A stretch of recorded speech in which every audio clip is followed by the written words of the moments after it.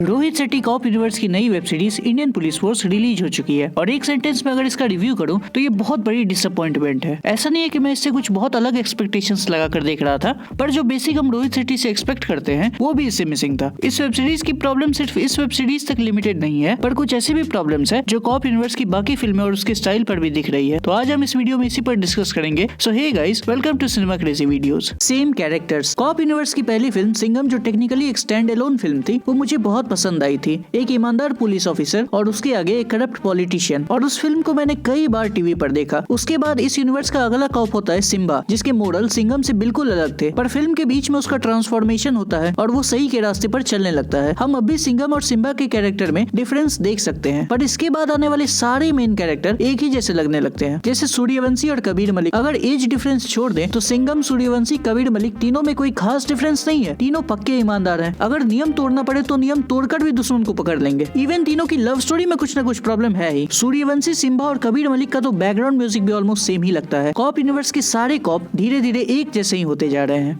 Week villains. एक quote है ना, a hero is as strong as his villains. Cop universe की पहली फिल्म सिंघम आप याद करो, जितनी आपको सिंघम की याद आएगी उतनी ही याद जयकांत सीकरे की भी आएगी। वो कैरेक्टर भी सिंघम जितना इंपॉर्टेंस रखता था उस मूवी में। जब भी जयकांत सीकरे सिंघम के आगे आता था, हमें ये फील होता था कि ये कुछ भी कर सकता है, पर उसके बाद इस यूनिवर्स के विलेन को इतना वीक कर दिया गया, वो इंटिमिडेशन ही मिसिंग था। सिम्बा में दुर्गा रानड़े में थोड़ा बहुत वो जयकांत सीकरे वाला टच देने की कोशिश की गई थी, पर उसके बाद आई सूर्यवंशी में तो विलेन विलेन लग ही नहीं रहा था। एक तो उस फिल्म में एक प्रॉपर विलेन था नहीं, हर 30 मिनट में नया विलेन आ रहा था। जो मेन विलेन थे जैकी श्रॉफ, वो फोन पर से ही धमकी देते रह गए पूरी फिल्म में। और अभी ये इंडियन पुलिस फोर्स का विलेन क्या बेकार था। ये ऐसा टेररिस्ट था जिसपे उसामा बिन लादेन को शर्म आ जाए। इस वेब सीरीज में तो ऑलमोस्ट बराबर टाइम दिया गया हीरो और विलेन को, पर एक सेकंड के लिए भी ये विलेन हमें इंटिमिडेटिंग नहीं लगता है, ना ही इसके मोटिवेशन सही से क्लियर होते हैं। इतना वीक विलेन मुझे नहीं लगता पिछले 10 साल में कोई फिल्म में आया होगा। Logic dying.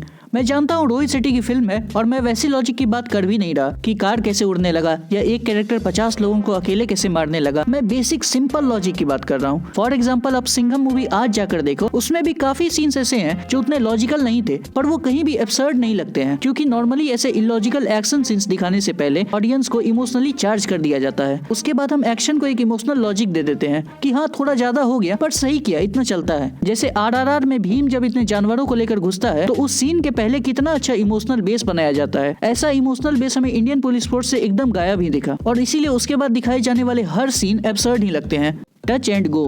वेब सीरीज का असली मुद्दा है how he become a terrorist. तो वही यूजुअल स्टोरी का इस्तेमाल होता है कि जब वो टेररिस्ट बच्चा था तो उसके घर के पास दंगा होता है और उसमें वो अपने चाचा को खो देता है, उसके बाद वो टेररिस्ट बन जाता है। ये चीज तो हमने किसी और फिल्म में देखी ही नहीं। जब आप ये वेब सीरीज देखोगे तो आपको फील आ जाएगा कि सीरियस टॉपिक को बस छू कर निकल जाना चाहते हैं मेकर्स। उसे डीपली दिखा सकते थे, पर उतना डीप कौन जाए। सूर्यवंशी वाली ही चीजें यहाँ भी यूज की गई है। गुड मुस्लिम वर्सेस बैड मुस्लिम, एक दो डायलॉग बाजी जो बिल्कुल इम्पैक्ट नहीं छोड़ती है। वेब सीरीज में टाइम था कुछ चीजों को डिटेल में दिखाने का, पर रोहित शेट्टी ने टच एंड गो करना ही सही समझा। Evolving cinema. टाइम के साथ सिनेमा भी बहुत बदल रहा है। आज की मास फिल्में 5 साल पहले की मास फिल्मों से बहुत अलग है। कुछ लोग एक्शन के नाम पर जरूर फिल्में देखने जाते हैं, पर वो फिल्म पसंद तब आती है जब हम उससे इमोशनली कनेक्ट करते हैं। आजकल कोई एवरेज फिल्म लोगों को पसंद आ जाए ये बहुत मुश्किल है, क्योंकि हमारा एक्सपोजर बहुत बढ़ गया है। इंटरनेशनल सिनेमा और अलग अलग रीजनल सिनेमा देखकर ऑडियंस भी बहुत इवॉल्व कर चुकी है। अगर ऐसे टाइम पर फिल्म मेकर 10-15 साल पहले वाली स्टोरी पर फिल्म बनाएगा तो ऑब्वियसली वो नहीं चलने वाली। पर रोहित शेट्टी एक बहुत हार्ड वर्किंग डायरेक्टर है। उन्होंने लगातार बहुत हिट्स दी है, तो उन्हें 1-2 फेलियर्स पे राइट ऑफ कर देना सही नहीं होगा। सिंघम अगेन भी इस साल ही आ रही है और उससे उम्मीदें तो है कि उसमें हमें एक अच्छी स्टोरी देखने को मिलेगी, पर अगर वो भी फेल करती है तो कॉप यूनिवर्स को बचाना मुश्किल नहीं होगा। पर फिर भी